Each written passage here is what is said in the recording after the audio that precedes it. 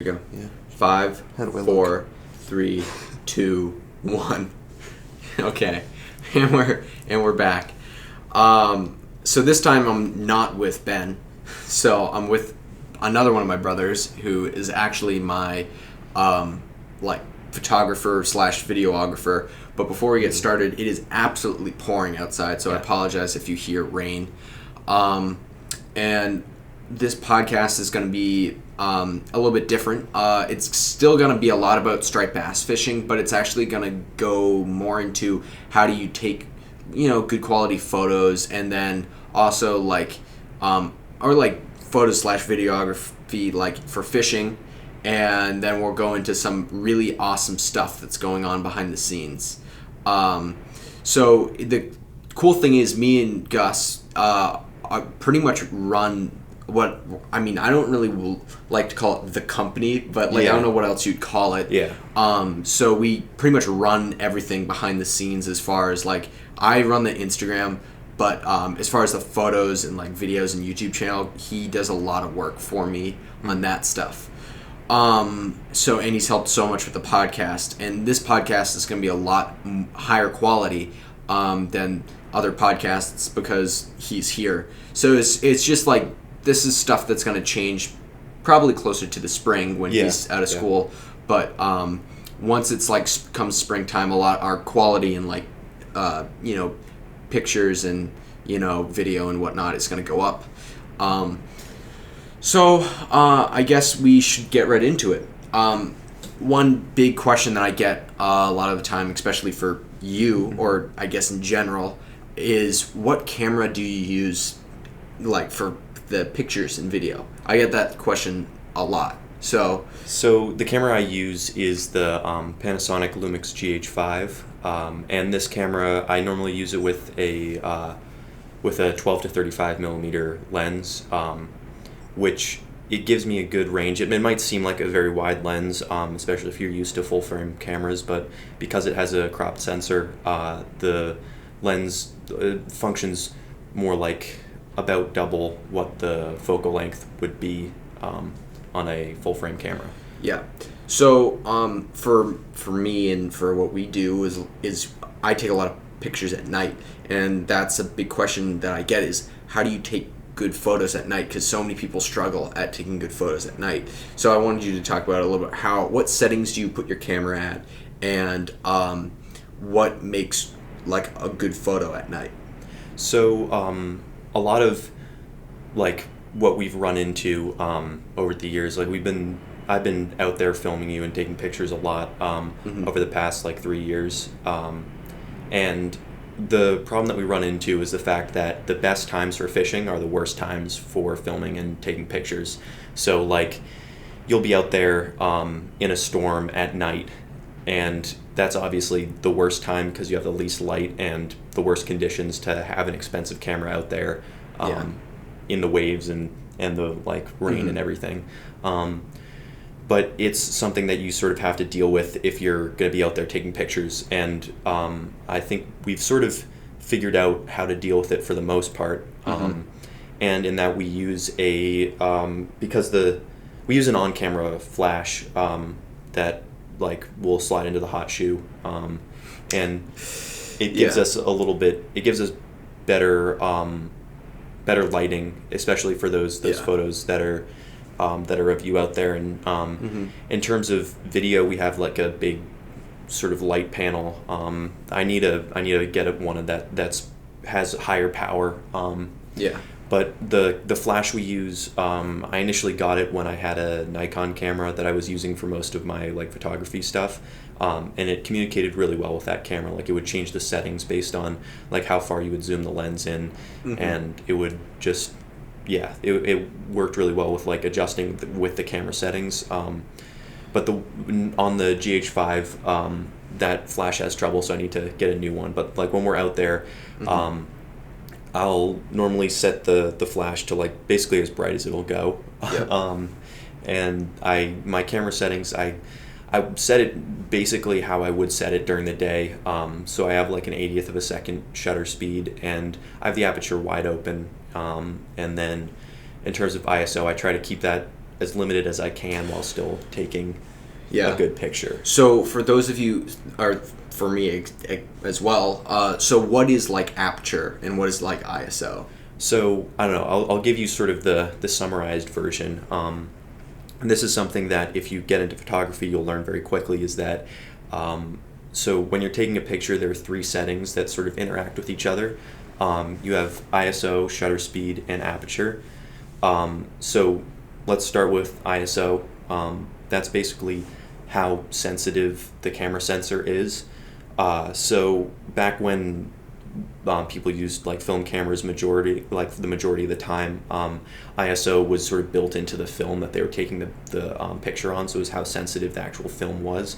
But now that we have digital cameras, the sensor, it's basically sort of how much it's going to react to the light that comes into the camera, because like photography is all about, and video is all about light and how much light goes into the camera and how it goes into the camera.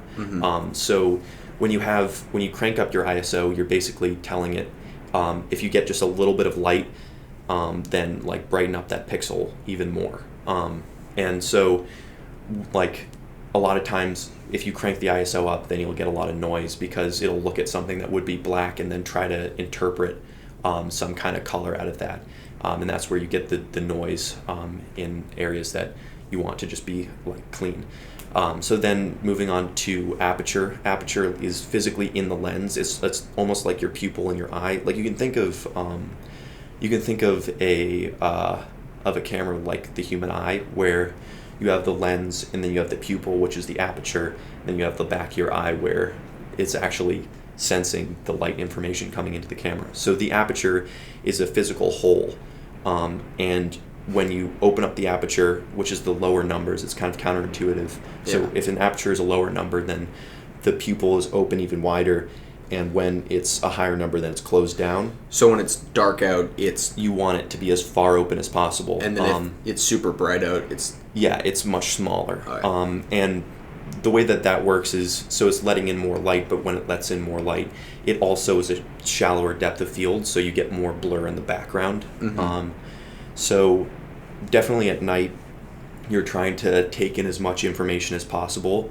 And so you want the aperture as far open as it can go, because you want the image to be usable and bright enough to be able to see stuff. And then the last thing is shutter speed. So that's how long the sensor is recording information for. But the thing about shutter speed is that the longer you have the shutter open, it's recording this information on top of itself. So if you were to take a long exposure photo during the day, well, first of all, it would be difficult because you'd get so much information that you'd end up with just a white frame. But if you are able to see the things in the frame and you move the camera around at all, everything will be recorded on top of itself, so it gets all blurry. And you can use this to your advantage in a lot of situations, but at night, the flash helps, because if the flash isn't on, then it's dark and you aren't going to be able to see anything. So the flash basically, even if you have a slightly longer shutter speed, it'll record just that moment that the flash goes off, because there's no information coming into the camera outside of the flash. One thing that I want to think that was kind of interesting, and it kind of works the same way, is when you were actually testing the flash out and it was really dark out, when it would flash, you would a bright image of what was going on, like out, like in the world, I guess, like was kind of burned into my eyes. When you like look into a bright light and then close your eyes and you can see that like image there, it was the same thing when I was looking straight out at all these rocks. If I closed my eyes, I could see all those rocks burned into my eyes. Yeah, because again, like the camera is modeled after the human eye, or after an eye, in the way it works and the way that it focuses light onto the sensor. And uses that aperture to adjust how much light it's letting in. It's like if you look at someone's eyes, if you like turn off the lights and then you look into someone's eyes and turn the lights back on, you can see their pupil shrinking down, because it was initially super wide, trying to get as much light information as possible. Then the lights come on and it shrinks down because you need to be able to see what's going on. Yeah. Okay, so I wanted to tell a story about when it was the first time you came out to take pictures and video for me, and for this year, I guess, Yeah. or this past season. And it was really cool because I ended up catching the biggest bass of my season that night. And I just want to go into that story because I think I told it a little bit, but I mean, seeing it from his perspective, I think is going to be kind of interesting. So this night, the night before, I caught a 40-pounder, and it was like on the new moon. I caught a 40-pounder. It was the day after the new moon. I go to my spot that I've been getting a lot of really nice fish in. And we spent all day that day trying to track down eels. I mean, we drove all over Creation trying to find eels, and we finally did. And we went out to the spot, and it was probably at sunset, and we were trying to figure out like exactly how this is going to work, and where we were going to take photos of the fish. And so I started out, it was pretty slow. I mean, I wasn't getting a whole lot of action. I caught maybe 2 fish, and one was like 28 inches, the other one was like 30 inches. And the 30 incher, I was like, whatever, screw it, I'm going to come in. This is just after it first got dark. I'm going to come in and we can like practice on this smaller bass. And it was pretty neat because where we were fishing, there was a tide pool that was not really a tide pool. It was just like a group of boulders that were like closing off this area where water was coming in. So I was like, okay, so if I get a big fish, what I'm going to do is get the fish. I'm going to bring it into this group of boulders. There's fresh water coming in and out to keep the bass nice and healthy. I'll grab the bass. I'll pick it up. I'll take a few photos with it. We can put it back in the water between photos, and we can revive it and then release it nice and healthy. So that was our plan.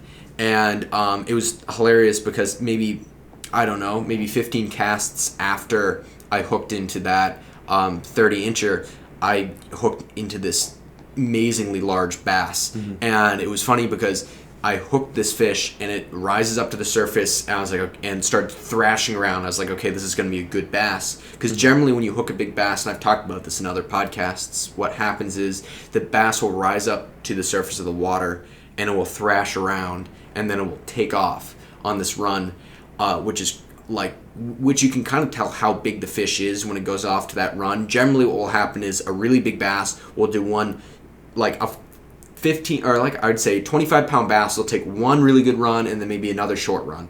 Like a 30-pound bass will take 2 to 3 really, like one really good run, one slightly shorter run, then one slightly shorter run, and then you can get them in. And if it's like a 40-pound bass, it'll take 3 solid runs. And the reason I'm saying this, like the 3 solid runs, is I fight my fish extremely, extremely hard. I fish very heavy gear, as I've talked about in other podcasts, but I have my VSX 200 Van Staal with the drag locked down as much as it will go when I fish with eels in general. So generally, if it's a 40-pound bass, it's doing 3 runs that are about 15 to 20 yards. But in between the runs, I gain a little bit of line. And I'm fishing pretty shallow boulder field at this time, so that's why the bass generally come up and thrash on the surface. So I hook into this fish. It takes off really hard for its first big run. It slows down, and I reel up a little bit. It takes off again, and by that second run, it took so much. It did another 25-yard run, and I started screaming. I was like, "It's another 40-pounder! It's another 40-pounder!" Yeah. And I don't know what you were. Yeah, so we're out there. It's the pitch dark. So he's out. Like the way where we're fishing, there's sort of this sort of boulders, and then there's another sort of boulder farther out. Yeah. And you had waded out to that boulder. I'm not trying to take my expensive camera out that far. Yeah. So I'm back a little bit closer to shore, and I can hear you yelling, but I can't see anything because it's just pitch dark. Yeah. And so I take a couple photos with the flash on, and so I'm just looking at what's going on through my through the pictures that I've just taken. Yeah. Because I can't see that far out there. Yeah. And so I didn't even know that you were hooked up on such a big bass. I heard you yelling, and so I'm like, okay, there must be something going on. And so I started taking pictures. Yeah. But I didn't realize that you had such a big fish until you had gotten it in and you were dragging it back through the water. Yeah. Yeah. So what I was going to say just before we get into this part, which is so awesome. when I got it in and I put my boga on its mouth and I actually knew that I caught the fish, I was like, this could be a 50-pound bass. Mm-hmm. Like, I looked at it and I was like, that is a really, really big fish. Like, extraordinarily big fish. Yeah. And I was like, because I've caught bass that have been like that size before, that have hit 50, and I was like, I can't believe that I have somebody out here that has incredible camera with this bass being out here. And so I drag it back into the like boulder field where he is, and I was like, are you ready to see a really big fish? And I pull its head out of the water. Yeah. And he was like, oh my god, it's a beast. Yeah. And it was like, it was so funny because you've never seen a fish like that. I had never seen a striped bass that size. Like, we filmed Coastline the year before, and I had filmed with you a ton that summer, and but you had only really caught like schoolies. Mm-hmm. And when you actually caught the big one, the 50-pounder, I wasn't there. Yeah. It was just our dad with a cell phone. And I had to make that work in the final thing. Yeah. So we get that fish in, and the photos we took one photo of me. I dragged it up onto a seaweed mat that was getting washed with water, so it was really like we were trying to take good care of this fish. And there's an incredible photo. It's my favorite photo probably of the whole year. Yeah. That he took a photo up from the tail of the bass, which was probably 15 inches wide. It was from the flat broom like tail of the fish up the side of the fish to me, like holding onto the mouth of the bass. Mm-hmm. And as I was unhooking the bass, and I mean, it was an incredible fish, and we weighed that bass, and it was like a mid 40-pound bass. It was over 45 pounds. I mean, we didn't weigh it for that long, so we just wanted to lift it up, get a quick weight on it, and get it back in the water. And it was over 45 pounds. It definitely wasn't 50, but it was over 45 pounds, which is like extraordinary fish. Mm-hmm. And we got it into the water, and there's one picture of me trying to hold this bass up, and I couldn't hold the bass. Because generally when I hold the fish, I try to hold it out a little bit. Yeah. And I couldn't hold this bass out. I almost had to brace it on my leg because the fish was so heavy. I was like trying to curl this bass up. Yeah. And not that like it's that heavy that I couldn't curl it. It's that a fish is kind of awkwardly weighted. Mm-hmm. And it's trying to move around a lot. And like it's like kicking and stuff. Because again, I fight my fish super hard. So it's super lively when we have it in there. And I lifted up, and we got some really awesome photos of it, and maybe he'll put them in if he's going through this. And then we put it in the water, and we got some even better photos of releasing this bass. Mm-hmm. We revived it probably for, I don't know, maybe 15 seconds, and then it started really kicking, and I pick up the bass, and I slap its tail really hard, and just as the fish is going to the water, it just douses me with water, and there's a picture of me like leaning back as this giant wave from the tail of the fish, like throwing water back at me, of the fish taking off. I mean, it was it was my best fish of the season, but it was so awesome that he was there to, and take the pictures and video of it. And as I mentioned, the flash is sort of difficult to work with this camera, so I was having to like hit the test button, like the pilot button, as I was taking the pictures. So because the like settings that we had, I just had to like press it as I was taking the picture, which is really not ideal. Yeah.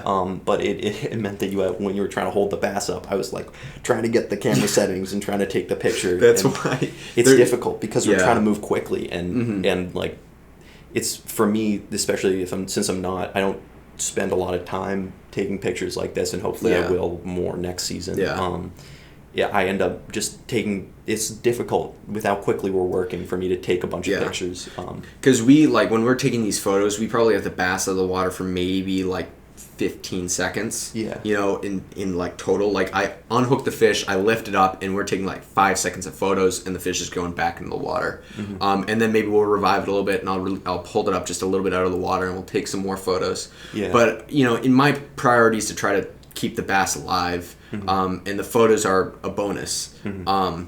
But we were able to get some great photos and video. He got a great video of me holding up one of the you were out there for a couple 40s that we got that year. Yeah. So there's another video of me holding up a 40-pounder on the boga, and he's reading out the weight of it. I think that was that fish. Was it? Yeah. Okay. Yeah. So we that like we've done. So we got some video of it, and I hope that you guys had a chance. By the time this is out, we're actually editing like a highlight reel of the season. Yeah. And it's so awesome because just being able to relive this epic season for me has just been incredible.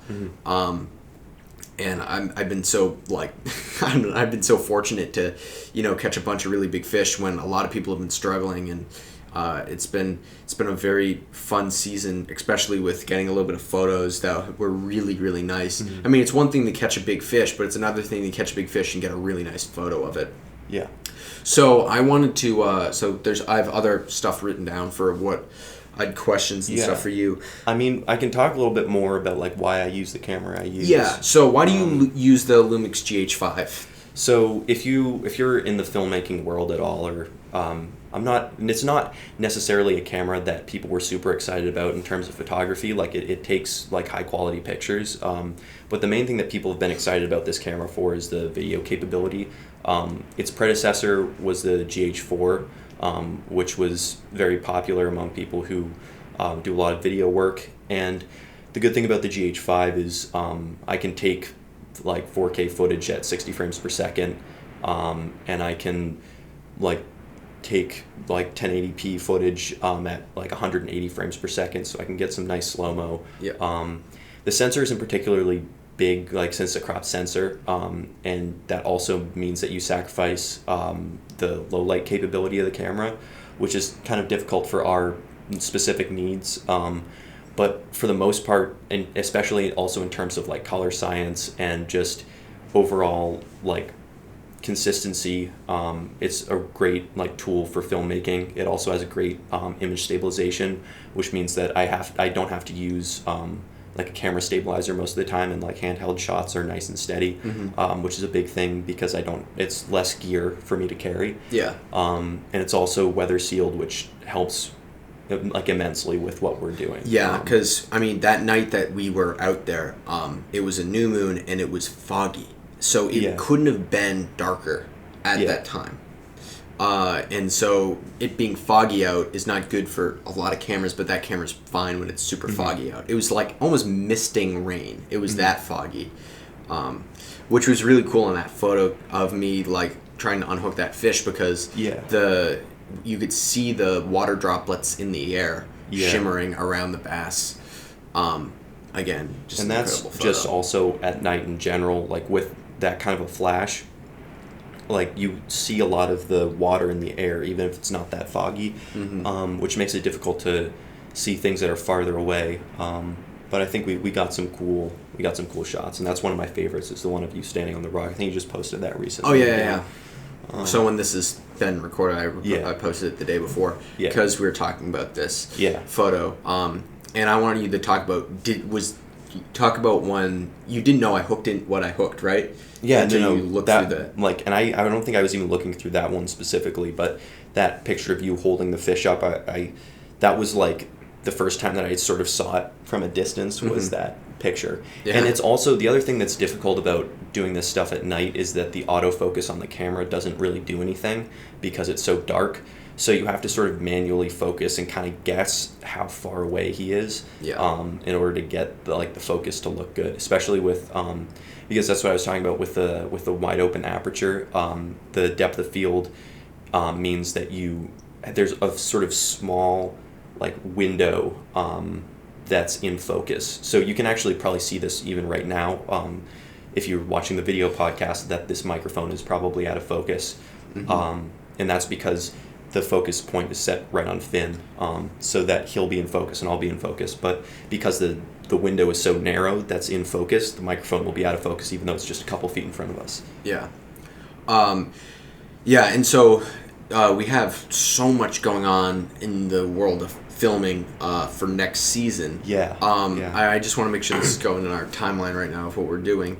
But I mean, so the other crazy big giant project that nobody knows about that is going to happen is this 3-year project that me and Gus have been working on for we're working on like the whole like how is this going to be planned out to work the best, but we're going to drop the news in the podcast because nobody knows about this. We're doing a striped bass conservation documentary. It's going to be a multi-year project, but we're trying to do this. Hopefully, really. Hopefully, we do a really tasteful, well done documentary on the striped bass conservation. Yeah. And I don't know if you want to elaborate more on it. Yeah. So with having done Coastline last year, I think we want to focus more on sort of the conservation aspect of striped bass fishing, especially with Finn being such a young fisherman, and just we want the fish to still be around. And then in the next 15 years, I would like to still be catching striped bass. Yeah, and I think that we want to sort of do a comprehensive look at this issue and sort of what's actually going on with striped bass, and being able to look at it through the lens of someone like Finn, who is so invested in striped bass fishing. And I think we want to talk to a bunch of different people who have more knowledge about striped bass conservation than we do. Yes. And it's going to be very sort of interview based, and we're going to sort of go around and talk to people who do this for a living, and people who are experts in conservation and that kind of stuff. But this is a project that's going to take a while for us to actually do. Yep. Because we sort of need to start somewhere. We need to start getting interviews. We need to plan out how this is going to work, because I don't want this to be a boring documentary. I want this to be something that's interesting for people to watch, regardless of what you think about the issue. Yes.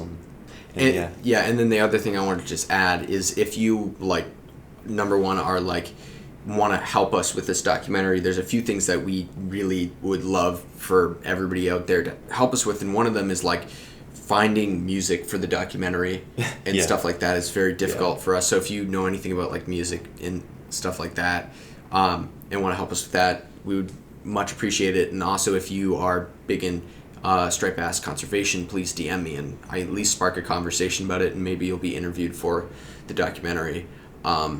And it's gonna be a lot bigger than me, and this is gonna be a 3-year project probably. Yeah. But it's not gonna be focused on me in general. I might be doing some interviews, but I want this to be more like the community of fishermen, in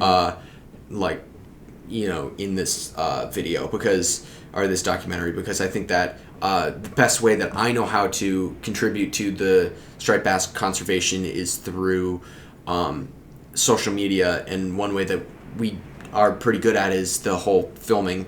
And so I think that is a very is a good way for us to try to at least spark a more in-depth conversation about the conservation aspect of the striped bass fishery.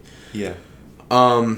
So that's just our little piece on that, because we're super excited about it, and there's still so much more in the works behind the scenes, and it's pretty awesome that I have a chance to work with interesting people and talk to interesting people about really cool things like the striped bass and the striped bass conservation. So it's going to be hopefully a fun project to do. And then the other thing, I guess I just need to keep looking at exactly what's going on. I wanted to talk a little bit about our design. Yeah, well, we also need to talk about the show. Oh yeah.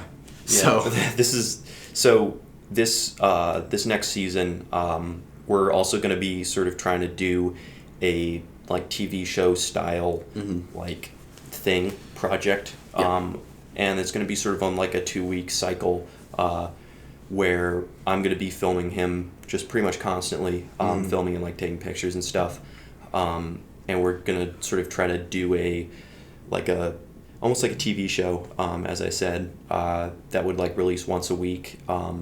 And I'm excited about it because I've done some documentary stuff. I've done some sort of short, music-based stuff. But I want to try to do something that's more, on this kind of, rolling deadline style of like content.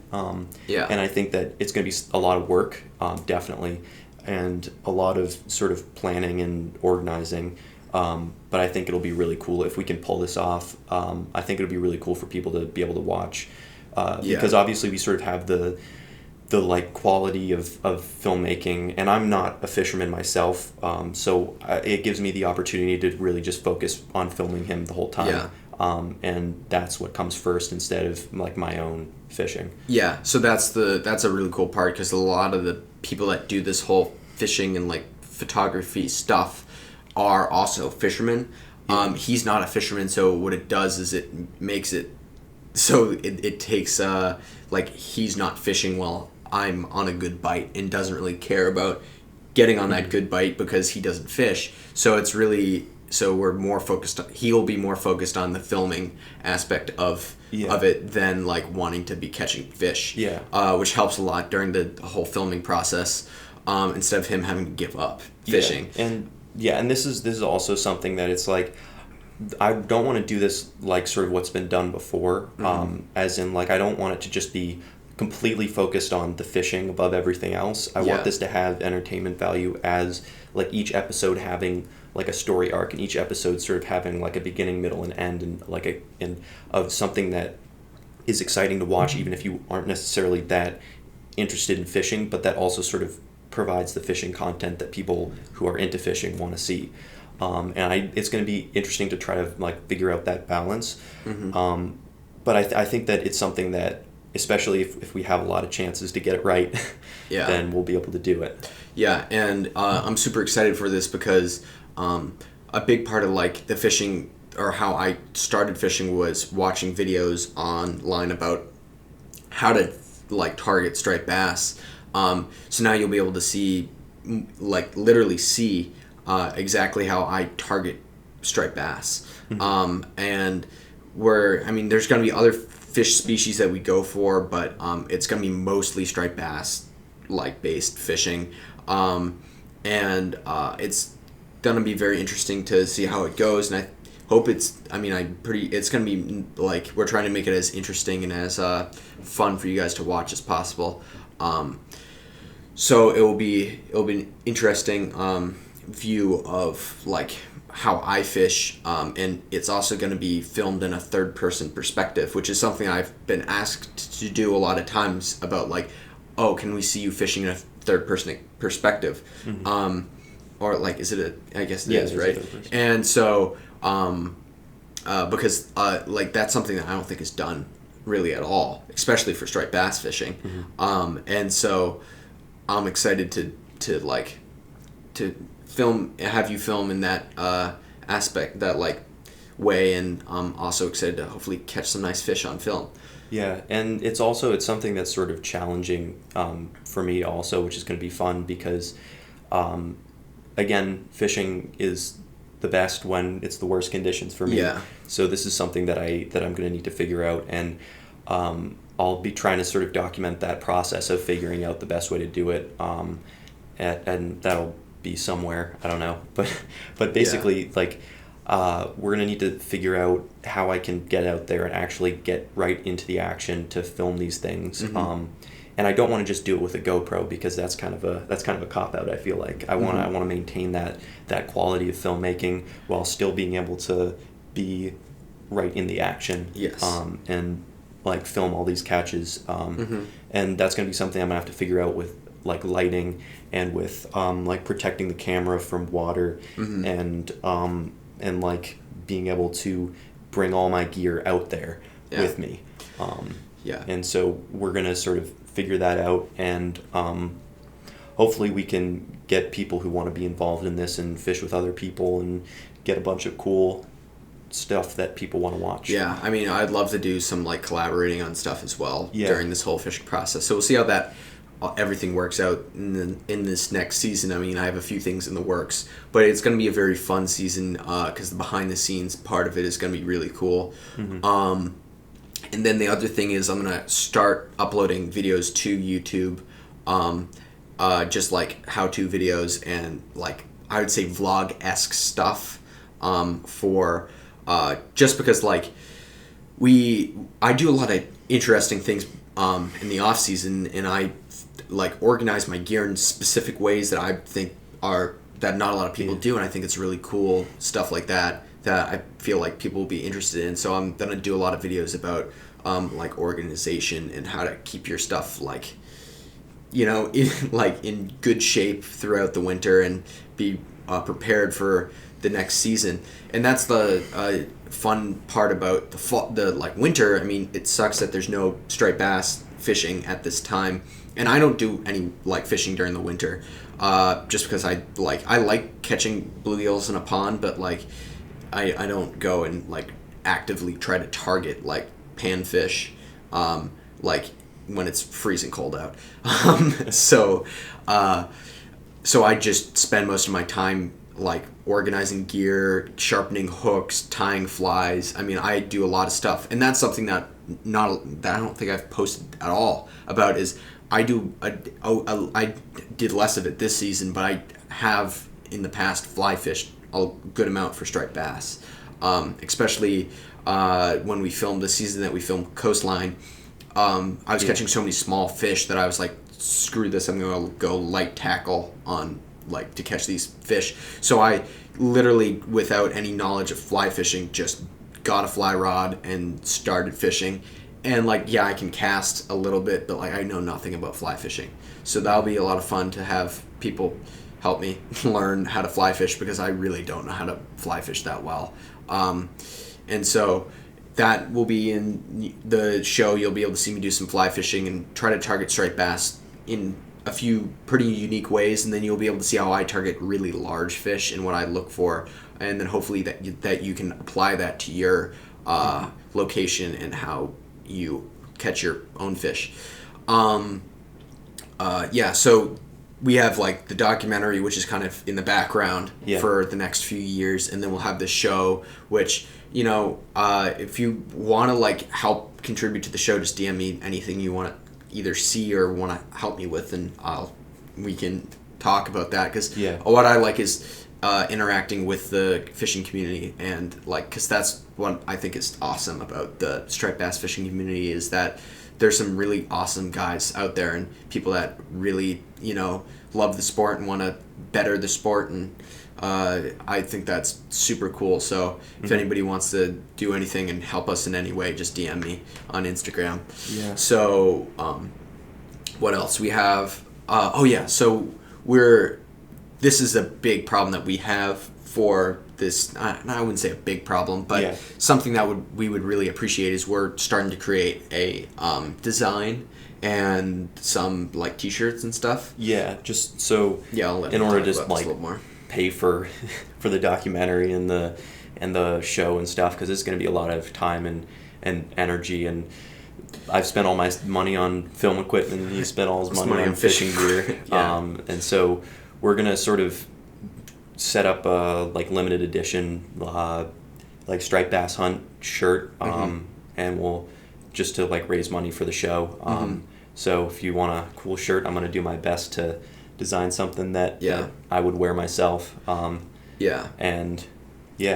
mean, it's something that's like that I think it's a cool t-shirt in general. What we have a rough draft of it, and I think the t-shirt that we have right now is going to be a really awesome t-shirt. It's not going to be really like too much promoting me in general, but it will be more like, it's just a really cool t-shirt. You'll have to see when it comes out. Hopefully it'll come out before this is posted. We'll try to work on that today. That's like something we need to do. We have a lot. I have so much stuff. I mean, this is before Thanksgiving right now when we're recording this. In the next 2 weeks, he's home right now for Thanksgiving. So we're just gonna be grinding out, trying to get a lot of stuff done, because there's so much that is going on behind the scenes that I'm super excited about, and hopefully within the next few months we can, tell everybody else what's going on, and stuff will actually become a reality about what's happening. So I don't know what else I have for us. I guess we have questions. And we can sort of go into that a little bit. Which should hopefully spark more conversation. Just have to pull them up right now. I got them up right now. Okay. Okay, so the first one is, what is the cameraman's background? So what is your background? And where's that question from? That's from RG Austin _418. What's my background? So I has started out mostly in filmmaking, and it's something that I've always been really interested in, and it's something that especially with Coastline, that was sort of my first major project that I spent a long time on, and it's something that I want to sort of pursue professionally at some point, and that's sort of where it all started, and I taught myself a lot through, and this is something that Finn's done with fishing, but yeah. I've taught myself a lot through YouTube and through online resources, that like how to edit and like how to like film things, and I've just sort of built up my knowledge of filmmaking just on my own. I've never taken a filmmaking class. It's just been me trying to get better at what I enjoy doing, and just putting hours into editing and putting hours into filming things. Yeah. And I've gotten to a point where I am happy with the result that I'm producing, and like applying it to fishing for Coastline was sort of the first time that we had really, well, I guess we had made a fishing video a while ago.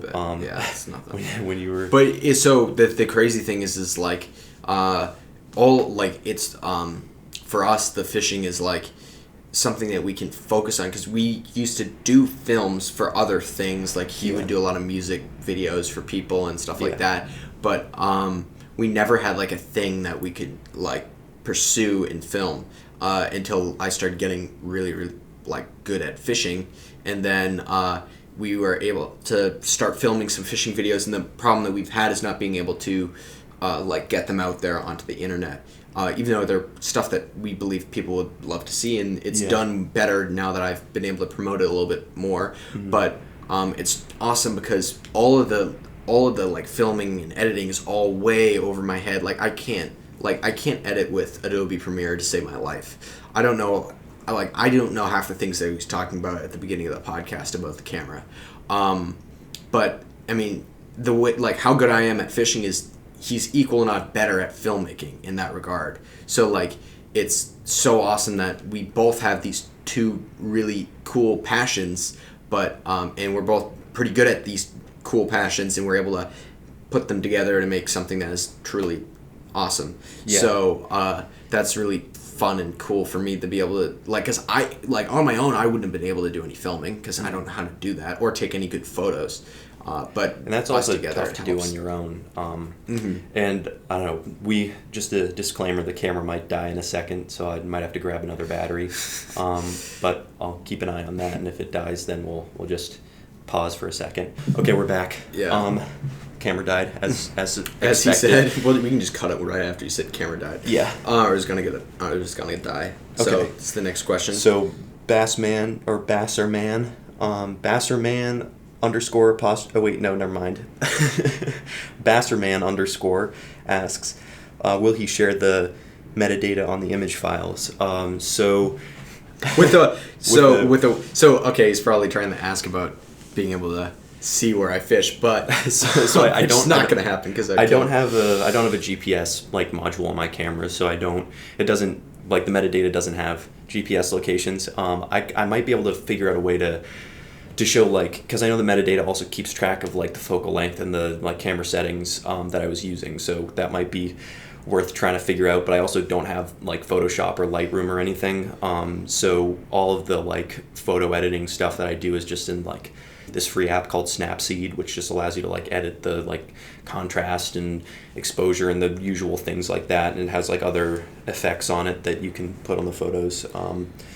So I used that to edit some of Finn's pictures, and yeah, so that was. If you want to know the specifics of camera settings, I can try to figure out how to share those. But yeah. I'm just trying to find a question. I think there was one asking about the. Somebody asked me a question. Oh yeah, so. So this is a question for Finn. Why did you get away from Lamiglass? So which I've definitely not. I mean, I love Lamiglass rods, and I fished Lamiglass rods, like all season. All my biggest bass came on a 9'2", GSB blank from Lamb Glass. And so but the only reason he's probably sorry, the only reason he's probably saying that is I have a Century rod behind me because some people helped me get my hands on a Century rod, and I would love that. I just happen to have my room, and so I just threw it in the background. So that's why I've talked about that a little bit. But I fish with a lot of different rods. I fish with St. Croix, Penn, Lamb Glass, and then now Century. So and I fish with a lot of different rods. And so and ODM actually, I fish with ODM as well. So I fish with pretty much all the rod companies. And so I like a lot of the rods that a lot of different companies use. I just use the rods that I think are the best. So if I happen to have a specific rod, like a Lamb Glass rod that I like, I'm going to use that. Or if I have a Century rod that I think is better, I'm going to use that. But I'm not saying that the Century rod's better, and I haven't been able to test it out to the extent that I want to yet. So I can't really tell you what rod is my favorite rod out of all those companies. Right now I can say that I really like the GSB series rods. So if I was to suggest one rod, I would suggest the GSB series from Lamb Glass. I mean, it's just a solid rod. I really have no complaints about it because it's just a really solid rod. So that question's from Backwoods Boss Man. So yeah. Thanks for the question. Yep. So what else do I have? No. Okay. So there's a question from MS Chubb 50. Get rid of the rear treble. So this I actually pulled from one of my posts. It was actually of a Magnum Walker, which had 2 trebles on it. So I wanted to just bring this up into the up for the podcast. It was actually this plug right here. If you're watching on the podcast, you'll be able to see it. So the reason I just happen to have 2 trebles on this is because it's sold with 2 trebles, but there is going to be an option at some point for Pumbaa Plugs, which is the plug company I work with, for having a single tail hook for the plugs, and also being able to pick what size VMC hooks you want for the belly hooks of it. So if you want a 4X strong, or if you want a 6 or an 8X strong, I think you can get those. You'll be able to get those different be able to get the hook strengths that you want instead of having to mess around and put on your own hooks. They will come with the hooks that you would end up putting on your rod. Or that, honestly, because the reason I wanted to have that as an option is because I had bent out a few that were 4X strong VMCs. And I know, and just because I fight my fish super, super hard, so I was like, we should have an option for a heavier hook. So this metal lip swimmer, I think these are 6X strong VMCs, and which will not break. You have to be maybe if you're fishing lockdown drag in the canal, maybe you could bend out a 6X strong VMC hook, but I mean that's pretty difficult to do. So what I'm getting at is there's going to be options for single tail hooks on a lot of the plugs. So I just wanted to bring that up during the podcast. Okay, and then and this is a great one for this is I guess we're going first. So this is H Thayer 1. I think that's what it's supposed to be. What are you using for a camera? So this is one that we've already answered. Lumix GH5. And yeah, I've been really happy with it. I've had it for a couple of years. I might need to get a longer lens if we're doing the show. Because I want to get some tighter shots on blow ups and that kind of stuff. Yeah. I mean, we've done videos where we were in the harbor and we were catching we had some cool videos where we were in the harbor and there was 25-inch bass, 25-inch bass eating this small topwater plugs, and we put that in a little compilation, which is on my Instagram. So if you dig back in the photos, you'll be able to find that. And it's really awesome because we were able to get some cool slow motion shots of the blow ups. But I was like, oh my gosh, can you imagine a 30-pound bass. Because I guess I can tell another story where if we had a camera with a longer lens and filming in slow motion for this, it would have been an epic, scene. So I've told the story a little bit of the previous day for this story, but I was fishing, and it was like early season. It was before I really got a really big bass, and I lost like a low 40-inch bass on a pencil popper, which was crazy because I was like not expecting it, because I was fishing for schoolies, and I had light gear for me, and by light gear I mean I had my Van Staal VSX 200, and I had it on my 9'2" lamb glass rod, GSB lamb glass rod, and I had 50-pound braid, but it was to a 50-pound leader, which I don't normally fish 50-pound leader, especially in this area, and people are going to be like freaking out about this, but like if you've listened to any of the podcasts, you'll know that I like fishing extremely heavy stuff. There's like the rain. It's like hailing out right now. It's ridiculous. Yeah. Anyway, so I was fishing with the pencil, and I hooked into this bass, and I might drag a little bit looser because I was catching a bunch of like 20-inch schoolies, so I wasn't fully expecting a 40-inch bass to hit this pencil, and it was also a small pencil too, and it eats the pencil and takes off, probably a 30-yard run, then gets me into the rocks, and I snap off on this bass. So I was really frustrated, but I woke up really early the next day, and I went to the same spot. I mean, it was probably 3:30 in the morning when I got out there on the rocks. I got out to the spot, and I literally, so there was a boulder, but it was like pretty far out there, and I swam out to that boulder. It was dark out. I swam all the way out to the boulder and set up. I got ready. I mean, I was like not gonna like, I was going to catch a big fish that day. And I probably fished from 3:30 to maybe 7 o'clock with no hits. And the tide started to go down. It was towards the end of I got out there at high tide, and I was probably at the lower end of mid tide, and the current was really ripping by the spot, and it really started this huge like current break by this boulder, and I cast it out further than I had the entire day, because I thought they'd be in the same spot that I hooked that big one the other day, and I start working in this popper, this pencil, and it was really, I was thrashing it. I was working it perfectly. And all of a sudden I see this big swirl behind the plug, and I'm like, okay, here we go. Finally, I have a fish coming up for it. And I didn't think it was giant, but like I would have taken anything at that point because I hadn't caught anything in hours. And then all of a sudden, it starts smashing it on the surface. And I mean, hit the popper probably 6 feet out of the water. It lands on the surface of the water, and I twitch it once, and the fish swirled up on it, but it didn't hit it. So then I started working it frantically again. The bass comes back for it, and it's hitting it out of the water. It hits it out of the water again, and it lands in the water. I pause it for only a second, start working again. The bass hits it again, this time jumping clear out of the water, and I got to see the full fish, and it was easily a 45-inch bass. I mean, it was enormous. And the whole fish came out of the water. At this point, it was probably 15 yards away from me. So it was pretty close at this point. And then I kept working in, and it kept hitting it and blowing it up, blowing up, and blowing up. And then all of a sudden, I was working it by a boulder. It was probably 5 feet away from me. Or not 5 feet, it was probably 10 feet away from me. And there was a rock that was just out of the water a little bit.